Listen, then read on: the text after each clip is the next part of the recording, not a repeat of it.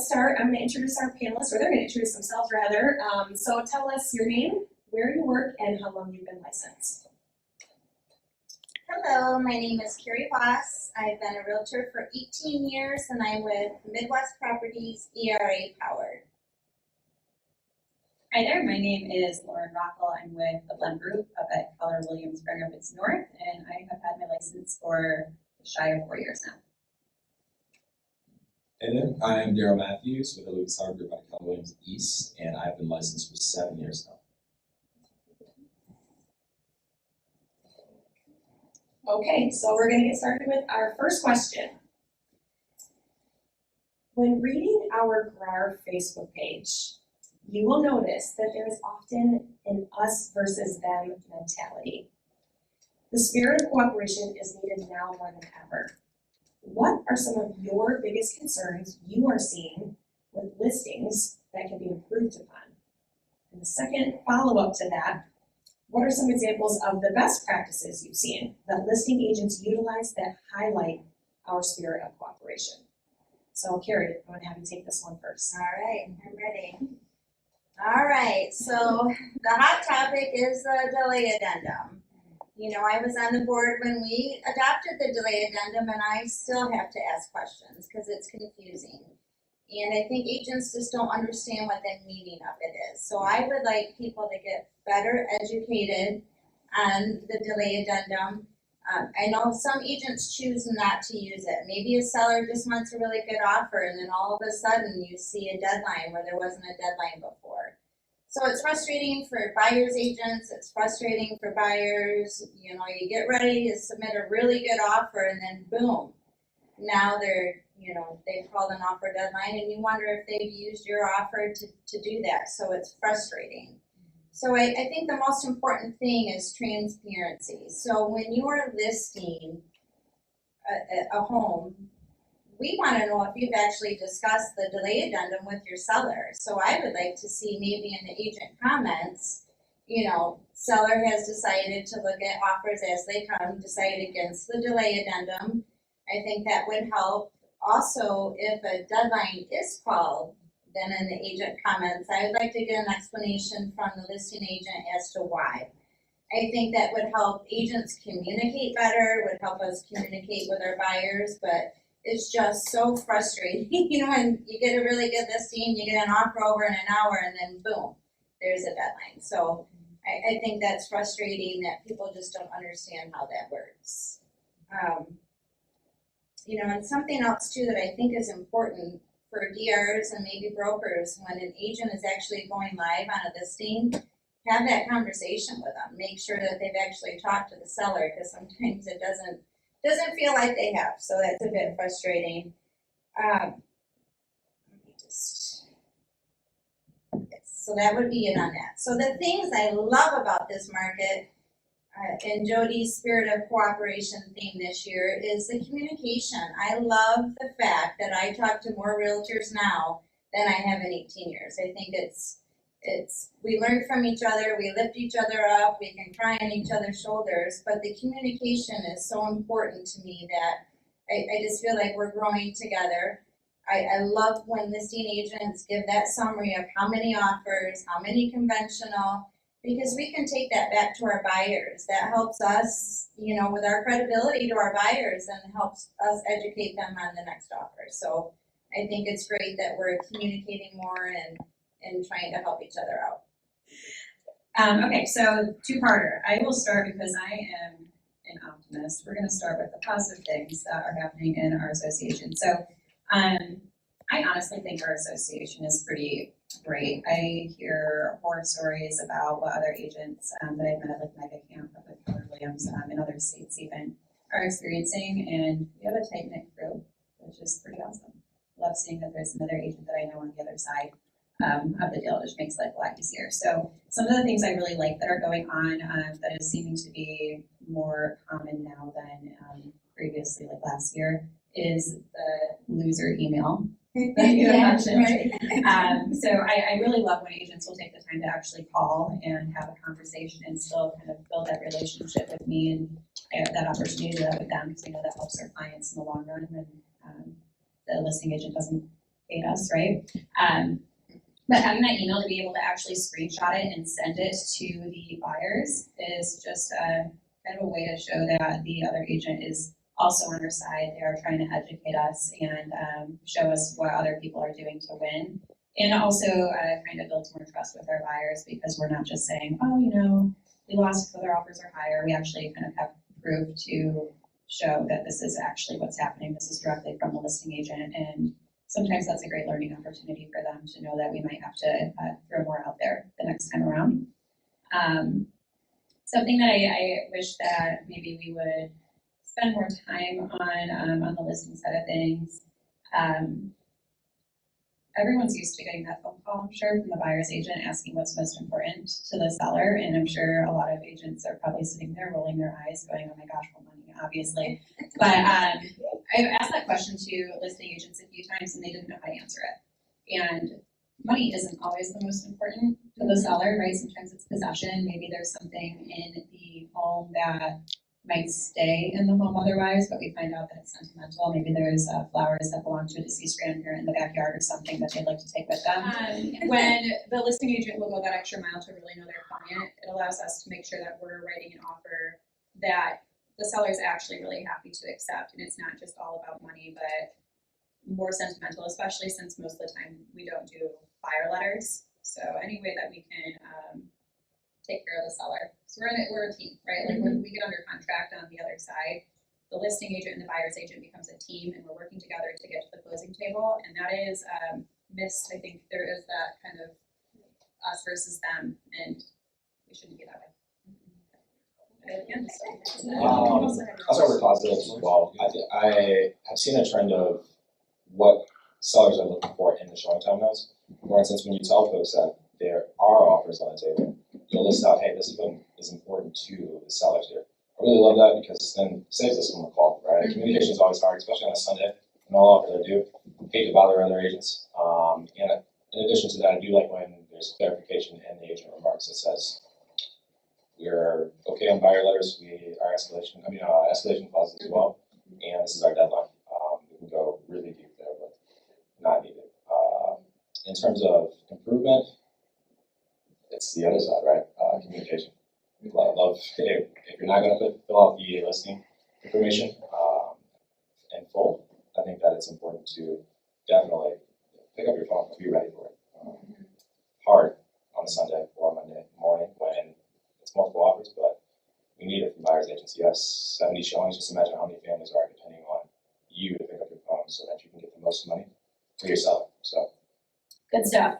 Moving on to question 2. What are some ways you feel listing agents could improve upon communicating and or setting expectations in a market proving to be very challenging for buyers and buyer's agents? And we just discussed this, so perhaps even expanding upon that. Within those suggestions you just had, you know, other than putting on the listing or something, what do you think is another suggestion that we could provide as buyer's agents, and maybe what you've heard from your buyers? Sharing the information after the loser email is important, but the greatest thing I've seen is when you share a spreadsheet, delete all the names, but I'd love to know where the offers ended up. It becomes, we're in this to educate not only your seller, but also your buyer about the market. So if I'm able to share this with my buyers, and possibly we didn't know what real estate was for us like this, and it's the first one we've lost, it's important to see where other folks are coming in. I might be taking this more literally than necessary, but my biggest pet peeve right now is when I take the time to show a listing and I go to call the listing agent. I always text first now because I've learned that people just don't answer. So text, say, hey, when can I call you? When can we chat? And get on the phone and start asking questions, and the listing agent refuses to answer any of them because they think that's best for their seller. To just say, send your highest and best, send your highest and best. And I'm just trying to figure out how to send my highest and best. And without any information at all, I can't write the best offer for the seller either. So keeping us completely in the dark isn't doing anybody any services.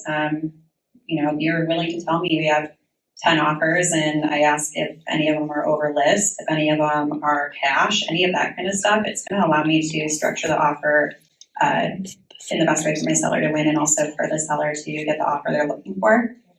And that happens a lot. I'm very surprised by the amount of people that aren't willing to cooperate and work together to make the best transaction for the clients. Which kind of leads me to just, again, maybe too literal, but improving on communication. You catch more bees with honey than vinegar. There's kind of some bullies out there sometimes. Like, we are supposed to be, colleagues and professionals working together, and it just feels a lot of times like maybe people are feeling personally attacked by something our buyer is asking us to inquire about, or just attacked by the market in general. It's pretty gruesome, but we're trying to do our best, and just I think some friendliness would go a long way. Yeah, love it. I have a few ideas at listing agents how they can be better. Number one, learn the delay, use it. If you don't know if you need to use it, call some of the other listing agents with solds in the area. Find out how many offers they had, how many showings. That's going to help dictate how you manage that listing. Something else that this is a huge pet peeve of mine. Let's get rid of 15-minute appointments. Who cares if you had 250 people through your new listing trampling the home? Let's give people to have some time to make a really good decision on a huge purchase. I understand that you want to give everybody an opportunity, but 15 minutes, it's just too hard to make it work. I have a buyer that just rented because she was done with 15 minutes and there was only 3 left and it just listed the day before. So I think we can move on from that. 100 good offers or 100 showings can result in many good offers. So let's try and eliminate that trend. Something else that I think is very important. It's taboo, but when you're presenting offers, there can be cash, FHA, VA, and conventional. I don't understand why someone, it was, FHA, so it's not going to win anyway. So my question would be, why not? I have buyers right now, they're approved conventional, but FHA makes more sense. If the house is in good repair and they have the highest and best offer, why not go with that? And I think it's important to encourage the sellers to consider all offers. Here you have a VA offer, that person has served their country. This is a benefit to them, yet they're being, penalized because it's VA and not a conventional cash offer. So, and another big thing that I don't know if buyers agents and listing agents should think about this more, if you're an FHA buyer, you can do an appraisal gap. Just call that lender and say, hey, we're losing, what can we do, better to look good on paper. The other complaint, FHA takes too long. Wow, I was talking to Yvonne at Revolution the other day. Had the transaction continued forward, she would have done an FHA loan, I think, in 19 days. So who's better? They're all good products. The lenders are all trying the best for their buyers. So I think that's awesome. That takes a call, right? It's To call, a phone how call. can we make this work? And that's great information. Some conventional loans don't close that fast. So yeah, that's great. Yeah, and it's hard. I had a gal, can I show it, but will you consider FHA? Guess what? I sold it to her and it worked out good. She was the best offer. So it's what's best on paper and terms, and please consider FHA and VA. Yeah, love that. Question number 3 and our last question. We've seen a handful of newer strategies and trends over the past few years, although I might amend this to just say days. Things changed from yesterday, which might include an appraisal gap coverage, waived inspections, escalation clauses. I've been joking. I've been asking my buyers if they have like a villa in Greece that we could give to the sellers, because that would be really great. So if you have international property that you can rent out, we'll totally get it. So having that up there, free Airbnbs. How are you addressing those with your buyers? What conversations are you having? How is that being received? And where do you see that trend moving forward? So Lauren, I'd love for you to answer that. So this is why a buyer consultation is really, really important. And no matter how many times somebody has purchased a home, because last time they purchased it was different. Even if it was last year, it was different. and talking to them about what is happening in the market and what to expect ahead of time so there aren't any surprises is, I think, pertinent, especially around the appraisal, gap coverage, escalation clauses, so they know what they are ahead of time. Earnest money deposit is a big one too that people tend to forget about. And waiving inspections and talking about pre-inspections, because that's kind of changed the order of events. A lot of people are getting inspections prior to even writing the offer. Some people are waiving inspections fully. Also, a side note, important to remember that our job as realtors is to help our clients mitigate risk. It's not just to get the house. It is a risk for everybody involved to be waiving inspections fully, and we have gotten to this point in the market where it's kind of expected, and it puts us in a situation where we can't always do what's best for our clients. And I know that there's people out there that are suggesting to their clients that they waive inspections, and other agents that are maybe suggesting to their sellers that they accept the offer with the least contingencies, but really think about the long run and what that's going to be doing and how that could potentially be a liability. I think it definitely starts with education. Buyer consultation is super important. You shouldn't work with a buyer if you're not talking about that. Heading into property, there are really 5 things we're looking out for: your HVAC system, your plumbing, your electrical, roof, and foundation. There's going to be nuances in between, mold and things like that. So, can you limit your inspection? Is it limited to pest inspection or safe and healthy hazards, and making sure you describe that in your purchase agreement? In terms of waiving inspections, I want to make sure that my buyers are educated to a degree that I'm confident 6 months later they're willing to, or they know that they're going to fix that property. So I'm okay with my buyers waiving inspections as long as all the material facts are known about a property. Appraisal gaps have gone crazy. We can all agree on that. I've seen unlimited appraisal gaps lately in a lot of places, and it's tough. It's tough. Are we hedging the market? Do we know exactly what the market looks like in 2 years? Are you making your money back? It's all about if the buyer's comfortable and confident with that.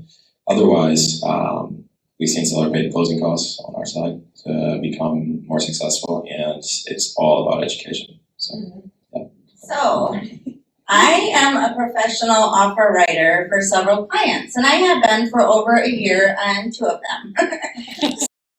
I Don't think, count it. I know.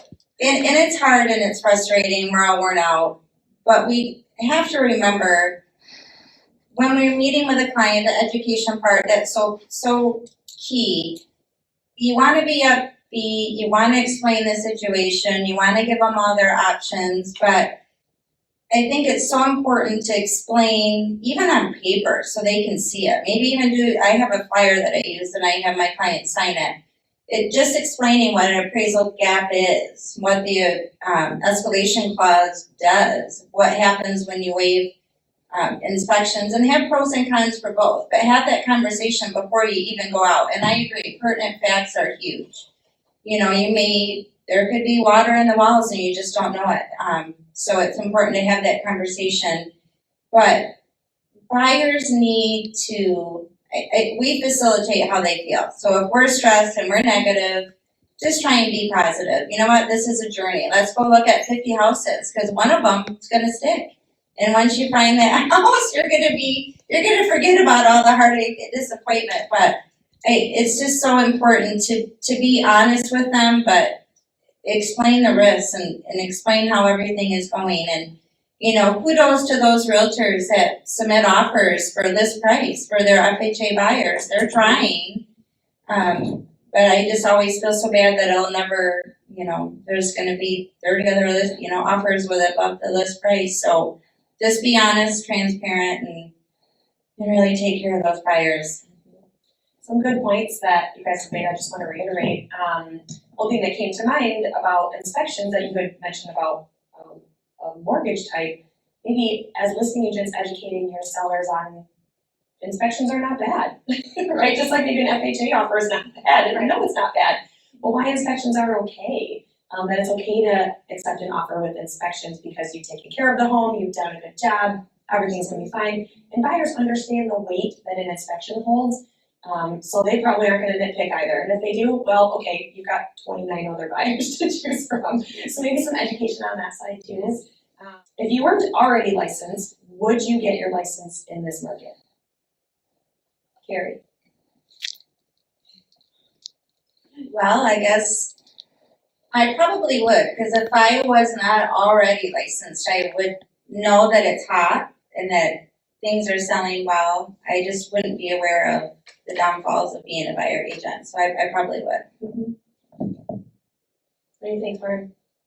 It's not a trick question, I'm just curious. It's a busy market. I mean, I would get my license.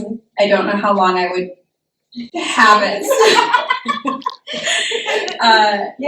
Yeah, I mean, it's hard. I don't think most people know what our job fully entails. It's a lot of work. It's a lot of work, especially, I mean, go hug a buyer's agent Yeah. that's Yeah. vaccinated at least. Yeah. Go hug your buyer's agent because it's hard out there right now.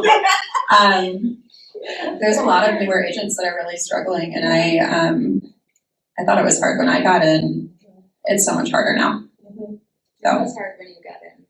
Yeah, I always joke. I always tell people I used to think I was good at this job, and then this market came along. That's why the spirit of teamwork right now is so important, and feeling comfortable calling other agents and asking what they're doing to be successful in this market. Because I don't think there's any agents in our association that wouldn't be willing to at least have a conversation and share. Yeah, when I get my license now today, yes, and only if I'm using my resources. So for instance, all the new agents that are on right now, you are using your resources. Yeah. We're sitting here with the education committee, so it's vital to use not only things like this, but also in your office. There are a lot of agents that want to help. As long as they have the time and they're not competing with you on the 150 offers that are on that property. It is a great time to do that. So buck up on your education and go get it. Okay, last thing before we get to Q&A is just final thoughts. Did any of you or have any last comment, anything that we didn't talk about that you want to just throw out there? Carrie. All right, surprise. We did not give you the magic answer to the question. But what I hope this does is encourages good communication. That is so key. You know, you're gonna get 20 phone calls, all the same question. Just take the time and call that agent back. I think it's important for us to set the example, be the leader. Show other agents how you want to be treated. Set the example. Together, the only way that we're going to change the experiences for our clients is by working together. So be the change, be a leader, mentor someone. You know, if you see something or someone's struggling, I think it would be better if we lifted each other up, supported, educated each other. But it's so important for us to be successful for our clients. I mean, if you're mad or you're not hearing from somebody, they hear that, they see that. It's so important to be the example. So I want everybody to succeed. So I help when I can. So I think if everybody just takes a breath and looks around and, we're all in this together. The only way it'll change is if we work together. So that's my last. Awesome. Yeah. What do you think? Side note, I'm really good at those. My final thoughts are I'm a social media person. Like, I get a lot of business from social media, and that's kind of where I hang out, behind a computer screen where I'm safe. And I've been noticing a lot lately, agents sharing how burnt out they are, how hard it is to get offers accepted, how difficult the market is. That's not a great way to spread true information to the general public. As agents, it's important to be transparent, but it's also important to be honest in saying things like it's impossible to get an offer accepted. That's not true. I mean, that's misinformation. It's not possible because people are doing it. So keep in mind, I know it's hard for everybody, but keep in mind who's watching, because all we're doing by talking like that online and sharing that with our friends and family is perpetuating this issue we're having in the current market. And start to really do research on housing history and where we actually are, and that we actually are in a great market for buyers and sellers. And really take the time, like Darryl had said, to educate yourself, both about writing contracts, getting listings, and just about the market, so you're prepared to answer questions that clients have. That was a Great point. Yes. Darryl. Yeah, I would agree with both of you. In addition to that, I would just say do an audit on the way that you're treating other agents, for sure. It's Scott and I, we just had a conversation, put together a great deal. Not only did I have a great buyer, but also it was much easier doing business with somebody that I like doing business with. So on top of the education piece, it's how you treat one another. So Carrie touched on that. Okay, first question. So thank you to our lovely audience who sent their questions in. How are you handling seller's disclosures forms that are not helpful or not filled out? Darryl. That's a really good question. There's a reason I'm not on this panel. I got a whole comment. Go ahead. Man. How do we handle seller's disclosure forms that are not filled out? First, I mean, by no means do sellers have to fill them out. It's on you to do your work on the property. 15-minute showing makes it even harder. Granted, this isn't a soapbox for it, but to ask my buyer to make what are we at, 294 in Kent County right now, $300,000 decision in 15 minutes without any other facts is difficult. So I would say for a seller's disclosure statement, it's about being present while you're in the property with your buyers. This isn't just a time to handle the other business while they're walking around a property. It's super important to be there during your showing, and whether it's yourself or an associate agent or showing partner, make sure that you are present. Great time to get a video of the property as well, so that you can see everything, especially in the basement. Yeah. So. How do I handle sellers' disclosures that are not filled out or filled out improperly? I contact the listing agent and ask them to send me a filled out seller's disclosure. Sometimes I notice that they're filled out wrong, like maybe it'll say yes and no, and they mean no, they don't have it in the home, and we know that no means it just doesn't work. So call for clarification, but also we know the seller's disclosure just is what the seller believes to be true about the home, so we shouldn't put so much weight on that as buyer's agents. So as Darryl said, it's important to really pay attention to those things. If you get a seller's disclosure before the showing and it says something about something that may not be working, or water gets in the basement in this corner sometimes, pay attention to that when you go to the showing. Look at seller's disclosures before you show the home so you can take a look at those things. And then harass the listing agent for a new seller's disclosure.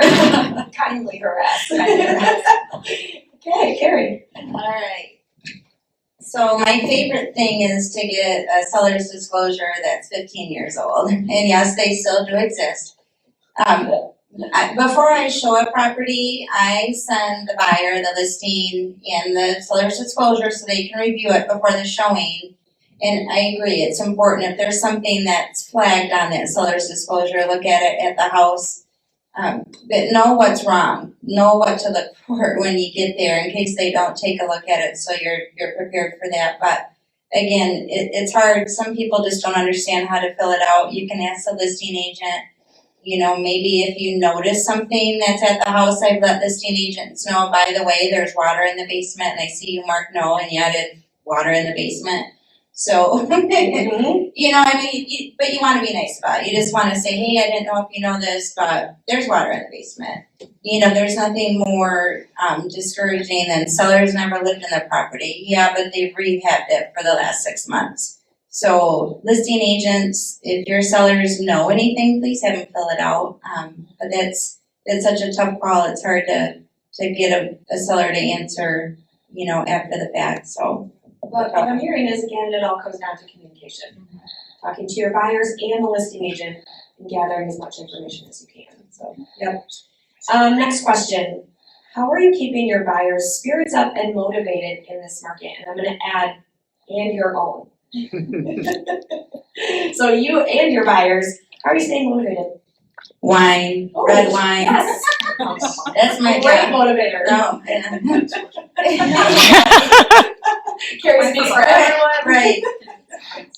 Yeah, it's so hard. But if they're prepared ahead of time, so we're professional home looker-atters. I don't know, but just, you have to, after a while, maybe they take a break, but when they're prepared ahead of time and we talk about it, hey, there's a lot of showings already on this, so just, think positive. It's your house, it's meant to be, this will be the one that you win. Yeah, I basically said the same thing. Wine. Yeah, it's wine. It's whiskey actually for me. I look a little harder. But yeah, so I mean, setting expectations, communication again. Buyer consultation, set the expectation then. I tell my clients we typically don't look at more than 3 homes at a time, because much more than that gets really overwhelming, at least for me. I'm sure other people do. So 3 to 5 is the most. And then every once in a while, like if I show 5 homes to a client and none of them are the right one or we lose, I like to do another phone call or a Zoom call or something, recap, figure out why the houses they didn't like were on the no list, and reevaluate their needs, their wants, and their can't stands again. And remind the clients too that, it might feel like that kind of market where we just have to throw everything in and hope that we win, but we don't want them to regret their purchase either. So don't go show every single house to your buyer if they send it to you. Keep that needs, wants, and can't stands list in front of you. And don't be afraid to have that little come to Jesus talk and call your client and say, hey, you sent me this house and it's really pretty, shiny and cute and everything, but you told me you need 3 bedrooms, so there only is 2. I don't think we should look at it. And keep them on track with what their goals are. That's a great way to avoid burning out. Yeah, that's huge. They get distracted. Yeah. You gotta kind of bring it back. And they get frazzled and they're like, oh my gosh, I might be able to get this house. It's not the location I liked. It's not the price I liked. And it also isn't the house I like, but we can get it. And it's like, okay, no. Because that's not how you get repeat business either. And they're going to feel like at the end, if they buy a house they don't like, that it's our fault. Yeah. So, yeah, don't just be in this to sell a house. As far as how I keep myself motivated, to be determined. Yeah. A little bit. There's days, it's like being a realtor is a roller coaster. I mean, there's days where everything feels great and other days where it just feels like I'm never going to have another pending again. I had 8 agents in a row call me a few weeks ago and tell me I lost in a row. It was literally like they timed it perfectly. Yeah, it's tough. So, but it will happen again. Like we know what we're doing. We're still in this business for a reason, and you just kind of have to keep plugging along and staying positive, because I do think that what you give is what you get. Amen.